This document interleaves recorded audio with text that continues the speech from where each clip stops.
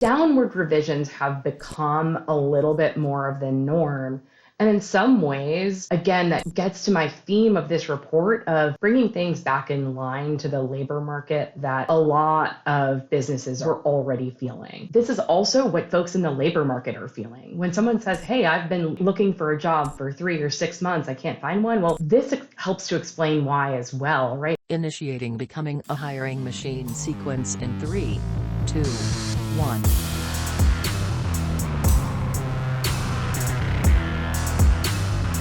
Hey everyone, it's Sam Keenly, and welcome to Becoming a Hiring Machine. This is the show dedicated to fixing recruitment by going beyond saying what needs to change and instead teaches you how to make the change. Today, we have a phenomenal interview ahead of us, but before we get into that, I just want to tell you a little bit about the show. Essentially, we have shows within the show here. Some days we have interviews with industry thought leaders and others who are shaking up the space, while other days we cover things like trending topics. Stop by every Tuesday for a Tactical Tuesday episode where we go deep on how to do something that's going to help you drive better results in your day-to-day. Some days we open up for Q&A, and other days you get a mic drop episode from Matt where he shares something he's been thinking about within the recruitment space and wants you to know. And as a reminder, if you love the content that we share here on the show, make sure that you subscribe for more. All right, today's interview, I'm excited for this one. So each month, the Labor Department publishes the jobs report, and we all hear about this in the news and the radio, wherever we're following these types of things. But I'm not sure if any of you are like me, but I'm often led a little bit confused after these are released because what's shared them often doesn't seem to jibe with the reality that we're seeing every day.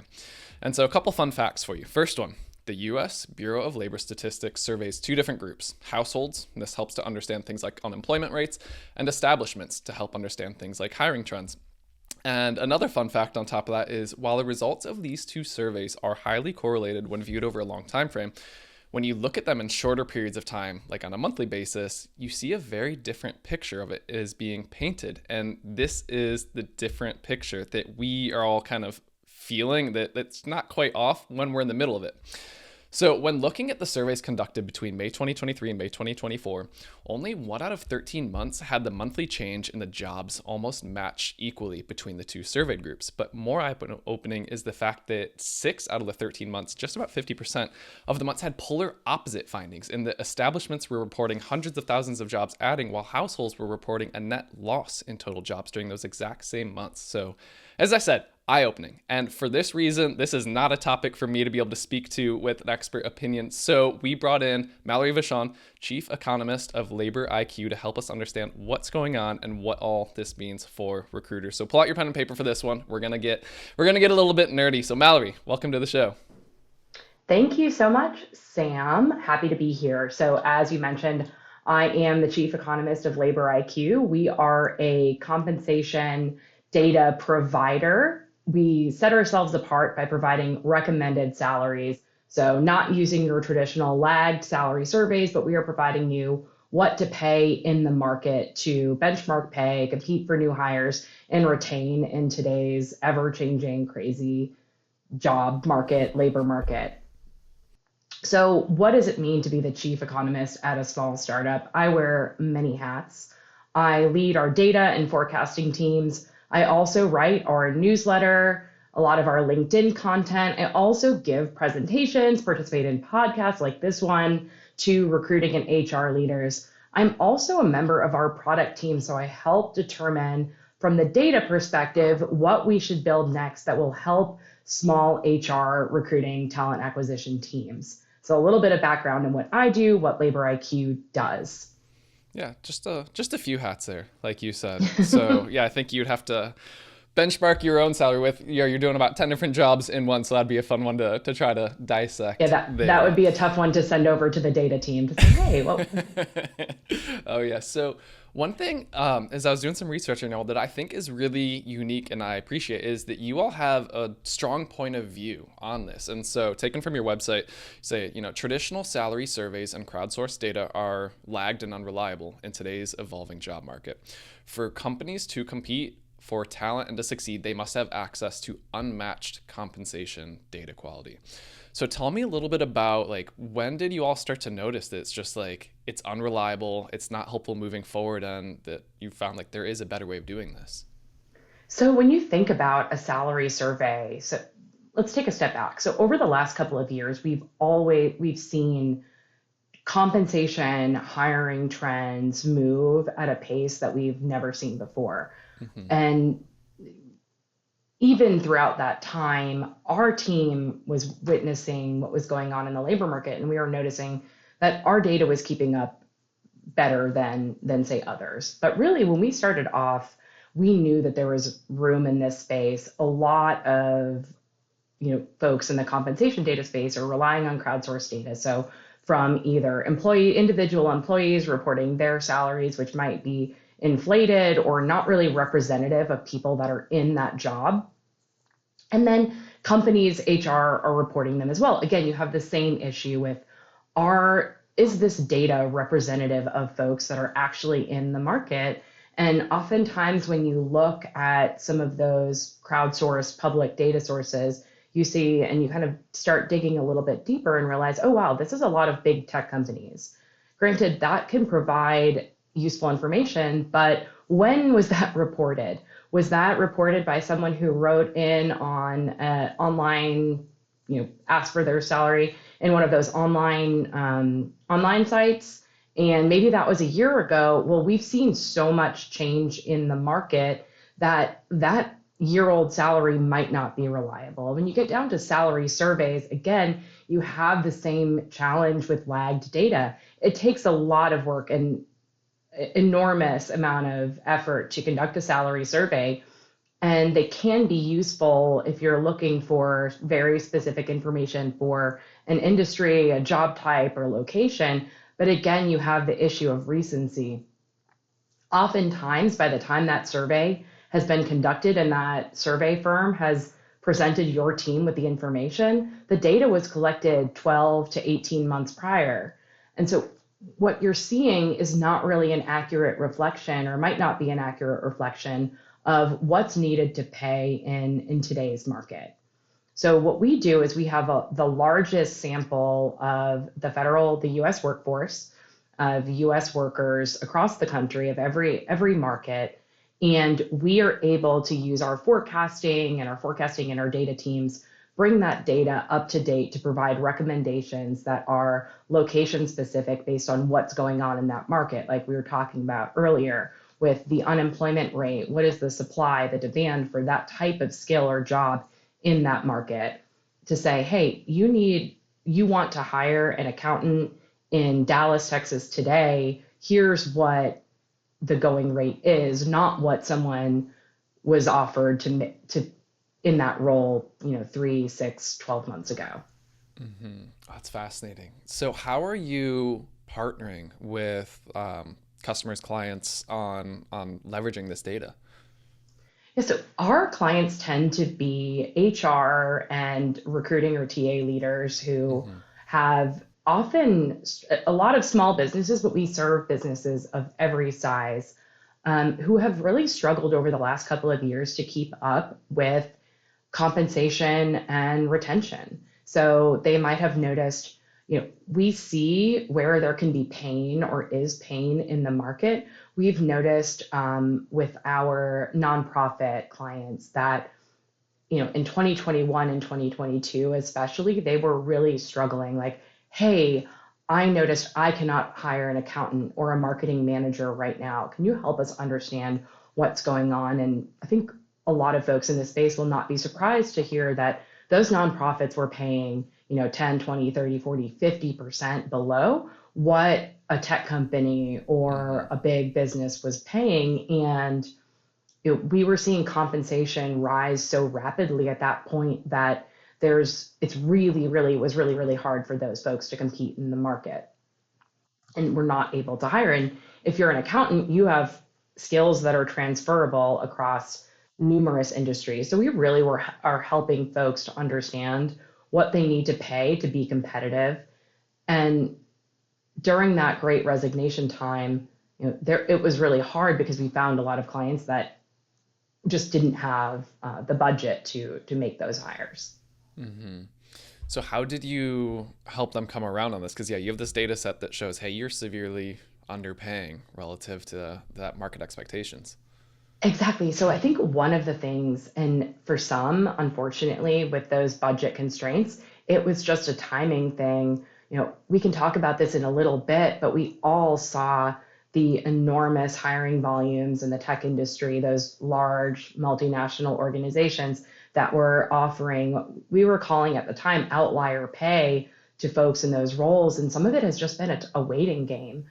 Maybe you adjust your expectations or adjust your job requirements. Maybe I could train someone who is just out of school, or that person who finished the 2-year degree, not the 4-year degree, and really train them up into my organization, and they can really learn and gain that loyalty. And then in other cases, like I said, it was just a waiting game of, we saw some of that hiring backslide following the overhiring in 2021, 2022. We started seeing job losses, and we were starting to see then those nonprofit or other clients that were maybe struggling, smaller businesses that just didn't have the budgets, able to hire again and not as worried about retention on a daily, weekly, monthly basis.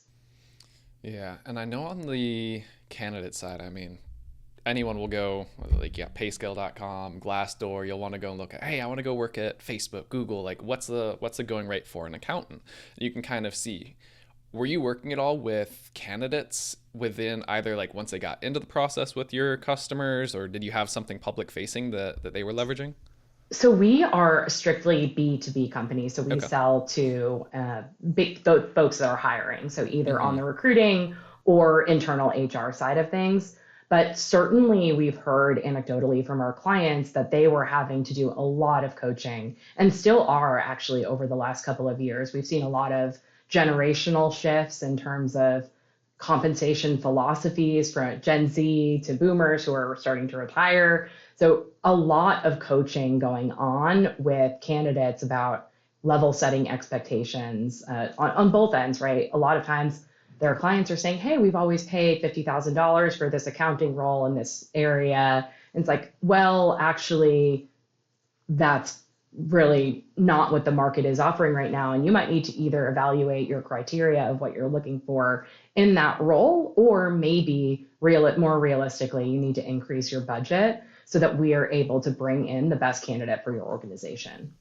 Yeah, and I love that because so many agency recruiters feel that, and they get the feedback from the candidates themselves. They'll get responses like, hey, I found a great VP of marketing for you. And they reply back like, well, that's $100,000 less than what I'm currently making. Like, no, that's not a good offer for me. So you have the anecdotal feedback, and sometimes they're going to put an asterisk next to that. Like, of course the candidate wants more money. But when they have a validated third party like yourself that has this Exactly. data and can understand, it's like, no, this isn't just the recruiter or the candidate trying to pull one over on you. This is what we are seeing at scale. And I was just talking yesterday with a client who's a leader of a large PR firm on the West Coast and has had to have those conversations regularly with on the client and candidate side. It's like, hey, I know that you might have been in San Francisco, but you just moved to Oklahoma or Dallas, and that next year's pay increase is going to look different, or we're needing to reset what that looks like because as an organization, the pay rates in these places are just not the same. Yeah. Yeah. Okay. So I want to segue to the part that I'm excited about with our conversation is like the jobs report and everything. And so you share what you call your first Friday reports. And this was just recently released by you. So before we get into that, tell me a little bit, just like what are the first Friday reports and what is it that you're sharing within those? Yeah, so every month, the Bureau of Labor Statistics, you did a great job breaking it down at the beginning, releases their hiring, wage growth, and unemployment headline numbers for the previous month. So July 5th, we saw what the economy, kind of that snapshot of June. The other thing that happens in those reports, though, is there are revisions to the previous months, which is something that we've been watching really, really closely. So first of all, on the top end, those headline numbers are and have been relatively strong.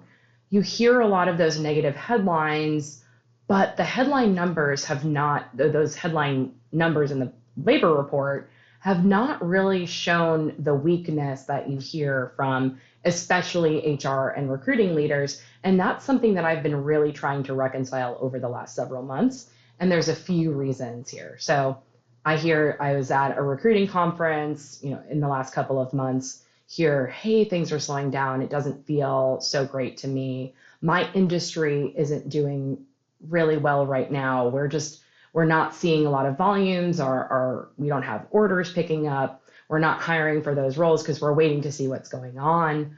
But at the same time, we were still seeing job gains higher than expectations, unemployment rate lower than expectations, below 4%, wage growth still ticking up. And none of these things kind of were jiving with the HR and recruiting audience that I speak to so often. So I think this month's report, we saw in this month's report, we saw hiring at right around 200,000 jobs.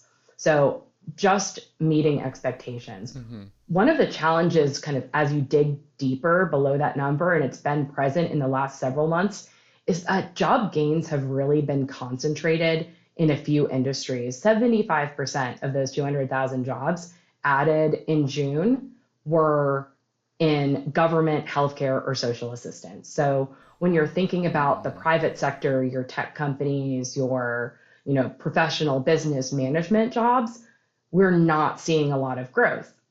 On the bright side, there hasn't been a ton of downward momentum, but a lot of industries are just and sectors are just treading water right now.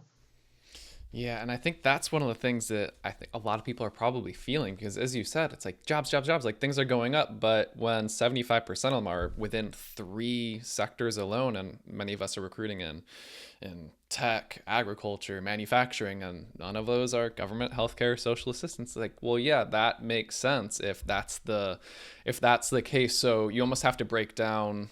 It's not an average, but when you sum up all of those into one and you start to split it out, that's where you see there is this disconnect, especially for recruiters who are not living within those 3 sectors. And one other piece to that is, as you look further back to 2021, 2022, when we were seeing that rapid hiring, over hiring in some cases, we were hiring on an annual basis, 14 million jobs to recover that 22 million that we lost at the outset of the pandemic. Who was doing that? That was HR recruiting teams, in addition to managing that distributed work, managing that pandemic response, figuring out new policies around remote work, what happens with your laptop while you're remote, all of those different things, Zoom, Teams, managing that entire process while focused on culture, compensation, Great Resignation. When you go from being the most needed, most active you've ever been as an industry, as an organization, as a group, to, hey, we're kind of treading water, or maybe backsliding, or just back to normal, that can feel really different as well. And that's another dynamic that I feel like is playing on and has disproportionately impacted HR and recruiting teams. Yeah, it's tough because my last organization, we had a phenomenal recruiter. She did best recruiter like our company has ever had, but we got to a point where, like, hey, we're not hiring for 6 months, and that was this person's core responsibility. We had a VP of people that she reported up to, but we were stuck in this position of, well, what do we do? Like, we kept her on board as long as we could, but we also said, like, hey, if there are other opportunities for you out there, like, take them, because like we'd love to have you, but also realistically, like, we're not hiring right now for 6 months. So yeah, that it's so funny how the pendulum really did swing, and so quickly, from like, you are at max capacity, we need you to hire as many people as possible in a short period of time, to like screeching halt, we're putting stuff on freeze, or we're going through layoffs, like we don't have anything for you. I think that time frame being so compressed is what also made it so jarring for many. Yeah, I completely agree. So, okay. That covers kind of let's say like the 3 industries, so to speak. Curious on, and this is something, it's funny, I don't know, I don't want to call it conspiracy theories. I remember used to hear the old skeptics, right? They would be like, oh, the jobs report is all fluff, this and that. But what you were talking about earlier is the concept of revisions. And tell us a little bit about what those are, what's being revised, and any, I guess, like supporting context that'll be helpful.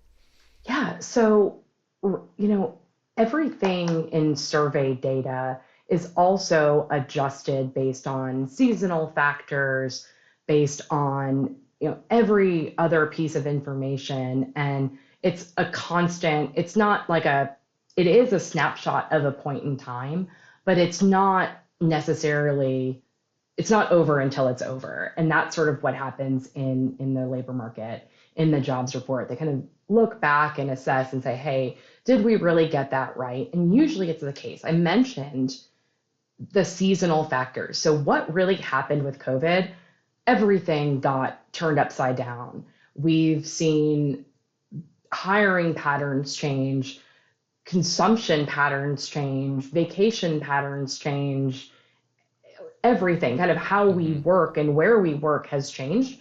And a lot of that trickles down into how the government estimates these numbers. And so when you have all of these big changes, right? So normally an example of seasonal adjustment would be in the summer, there's not a lot of teachers being hired. So they'll rebalance those numbers to say, hey, it's not like a bunch of teachers got fired starting in May or June. It's just that given the seasonality of this type of work, you wouldn't expect it. And there are some adjustment factors that apply.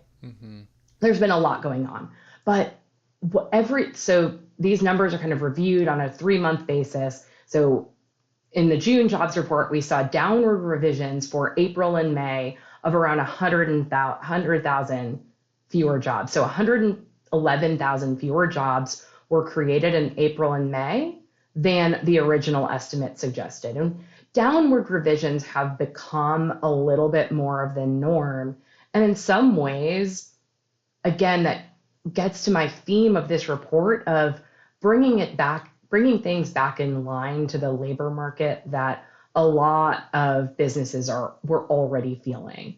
And the other piece is this is also what folks in the labor market are feeling. When someone says, hey, I've been looking for a job for 3 or 6 months, I can't find one. Well, this helps to explain why as well, right? If hiring volumes have been lower than we thought, and layoffs haven't really increased by so much.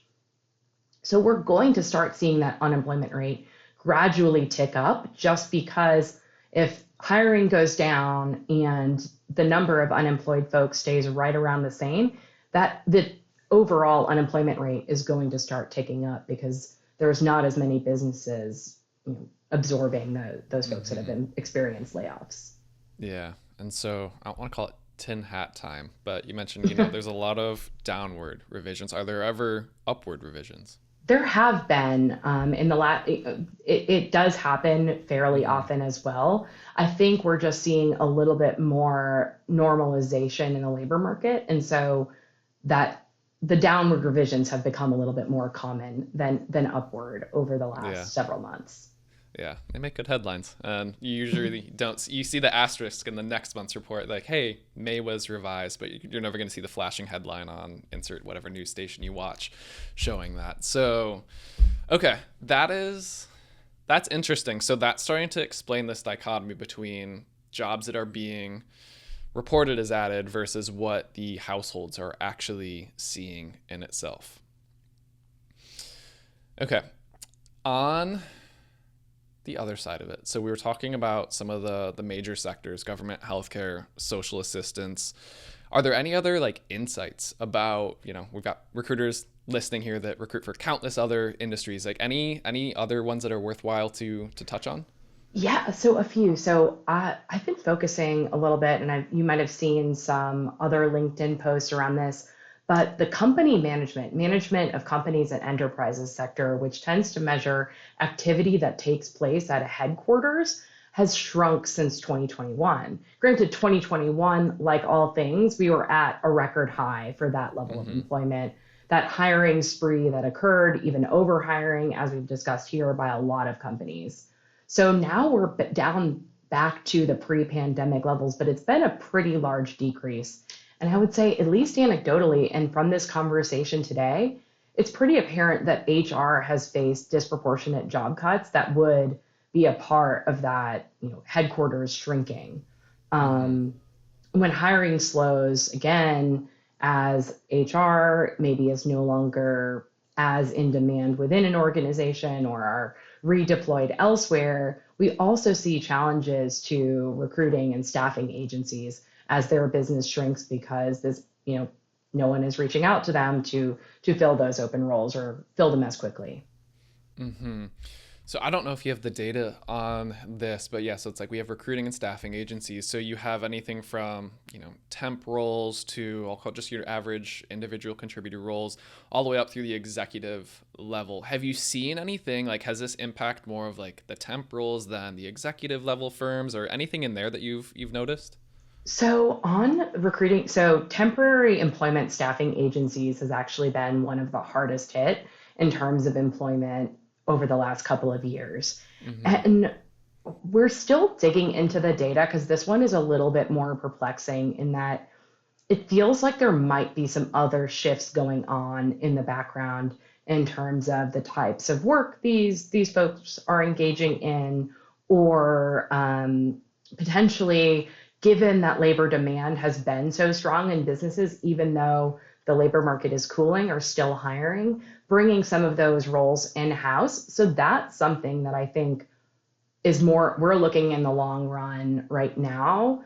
But overall, given how fairly robust others have been, right now, temporary employment feels like a little bit of an outlier when it comes to the overall labor market employment, but no less challenging Mm-hmm. for folks in those industries. So I think it's a TBD on that one. Okay. Yeah, and I'll be curious if y'all ever get into eventually like being able to measure I know people's biggest fear. AI is going to take my job. Like what is slowly being like outsourced, somewhat replaced by it, what's being offshored, things like So that. and that is a huge. I think that's also one of the things that's causing a shift within temporary employment, as you might see, right? The high volume type of roles, like a call center, are very easy to automate. So is that also driving some of the Mm-hmm. shifts? And those are some of the trends that we're looking at there. Yeah. Well, when you finally get into a report on that, let us know. We'll have to have you back for that one because I know that I'll definitely want to look into One it. One other piece, though, to actually add on AI and jobs, and hadn't is really, despite some of the cooling, and we're talking a lot about how the labor market is cooling, hiring is really starting to slow. We're still in, and maybe this is a conversation for another podcast in the future, but a long-term talent shortage. We talked a little bit about generational shifts. Well, baby boomers are starting to retire. And so from 2000 to 2020, the over 65 population increased by about 21 million. Let me have you guess at how much the under 18 population grew by during that same period. 5 million. It's under 1 million. Holy cow. Okay. So when you so even though things are cooling, we have a demographic shift on Mm-hmm. our hands where succession planning, a lot of challenges are presented as you see upper management type of roles retire and exit the workforce, but the Gen Z, younger Gen Alpha populations are not even a drop in the bucket to replace them. So in some ways, AI is a little bit of a buffer against that because there are some roles that will change. We're always on the face of some new technology that has existed, right? Or probably earlier on in our lifetimes or just before that, the computer was taking everyone's job. So Mm-hmm. there's always something on the precipice of shaking everything up. But AI does have the ability to, in some ways, alleviate the talent shortage that and it's a global challenge are Mm-hmm. facing.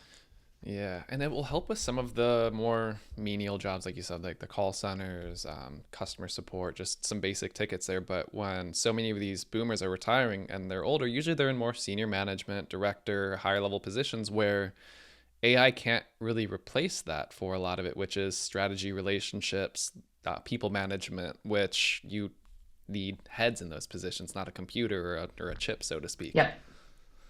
And so I think Oh, anyone focused on those personal relationships and thought leadership, not to use that buzzword, but will obviously stand to gain a lot as we go Mm-hmm. forward.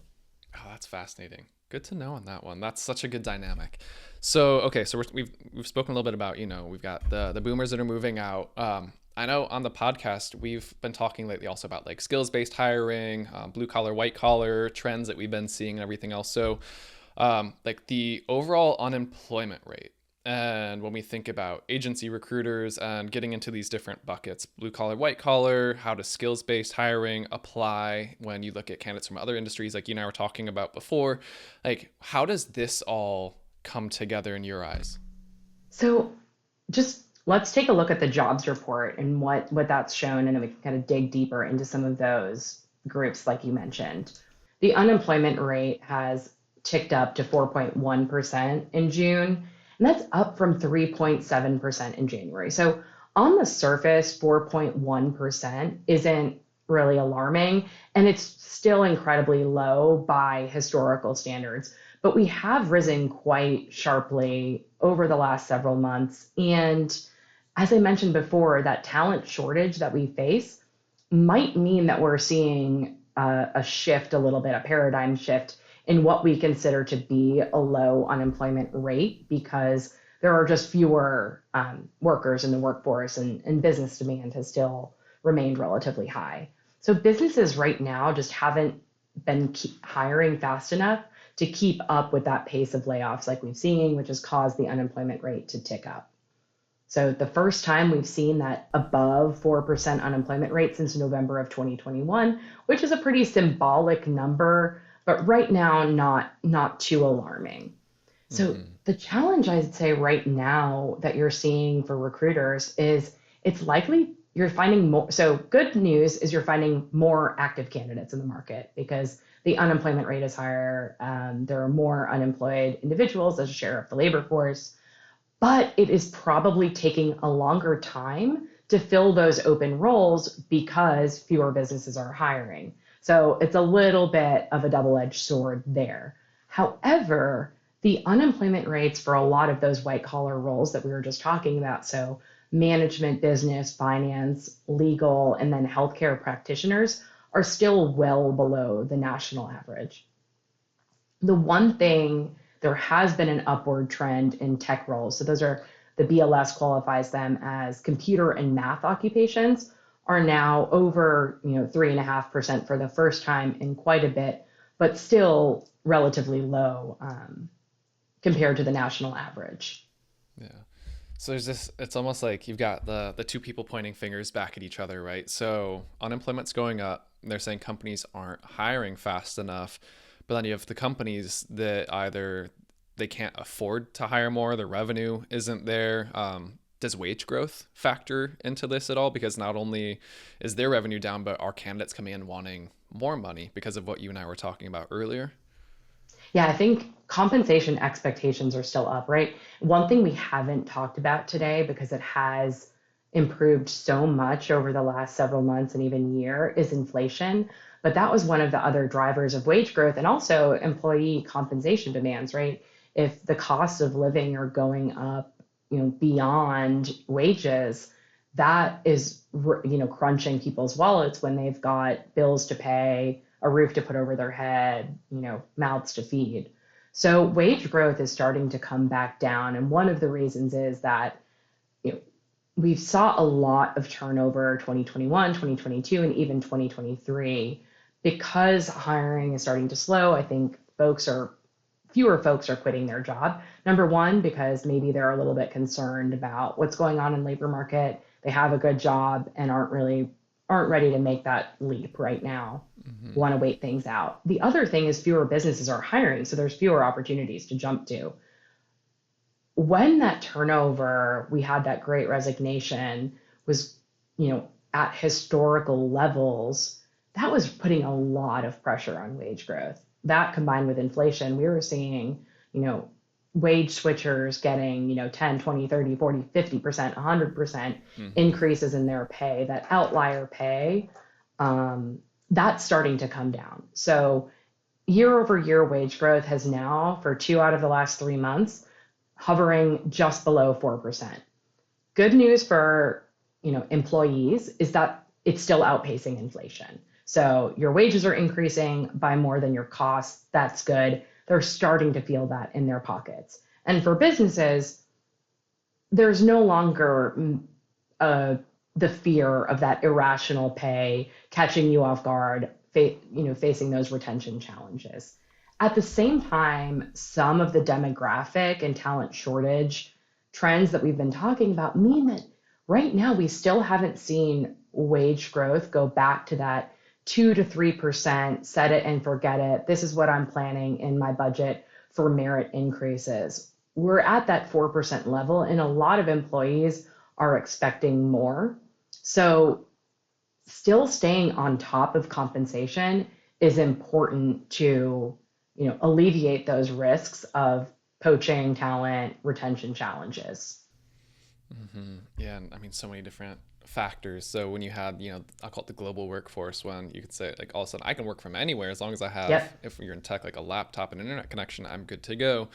Whereas before, so many people were, okay, I'm confined to call it a 30-mile driving distance of where I'm comfortable driving to work every day. So there's only so many companies that I can apply for. And depending on if that's a heavily populated, not a very heavily populated area, that's going to dictate, okay, how much control does the hiring organization have over what they're willing to offer for compensation?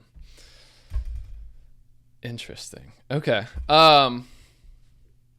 This is a lot to unpack. My wheels are spinning. I already know, like, I'm going to definitely be watching this, but I'm glad that we could get into this discrepancy and starting to understand, like, why are we feeling this? Is it normal? Am I crazy? Like, am I wearing a tin hat and I need to go just like put myself in timeout for a minute and right size myself? But no, it turns out this is actually happening. So any other parting thoughts, items that we didn't get to that you want to bring up?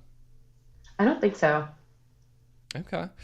Well, this was fun. This was interesting. As I say, we'll link to the First Friday jobs report that you listed here. If other people do want to check this out, where would you recommend that they go just to learn about, the jobs reports or anything else that will be helpful? Yeah, I would say follow both me and LaborIQ on LinkedIn. That's where we try to put out content. So I try to write a bi-monthly newsletter. So one is the First Friday jobs report. The other tries to be tactical information for HR and recruiting leaders. So I've talked about, would we add Taylor Swift reporter to LaborIQ as a job title? Read that to find out. I've broken down what makes a good or bad job description. Please don't use ChatGPT on your job descriptions. We can tell it's not helpful for folks in compensation, candidates, or your clients. Those are my pieces of advice, and just check out our newsletter for more information like that. Oh, yeah. All right. Well, we'll link to that for sure. I know what I'm going to be reading on my lunch break here coming up as well. So that Taylor Swift reporter one, that's cracking me up. Well, Mallory, I truly appreciate you taking the time to come and join us for this. I know this is a topic that sometimes some of us are scared to get into. We don't fully understand. So having someone like you come on and just be able to speak to it in a way that we all understand and can help connect the dots truly means a lot. So I appreciate you joining, and I know many others, hopefully it's gonna help them to connect the dots on this as well. Thank you so much for having me. Yeah, of course. So as we wrap, Becoming a Hiring Machine is a production of Loxo. If you love this episode, but you're not sure where to go next, we've got a link to a similar one in the show notes of the podcast. Full video episodes are available for this. You can find those on YouTube as well as on our website. If you have a question, feel free to send it to us, podcast@loxo.co, or reach out to Mallory as well if you want to hear anything from her. So, all right, everyone, that's a show. That was an incredible interview with Mallory Vachon. Until next time, bye, y'all.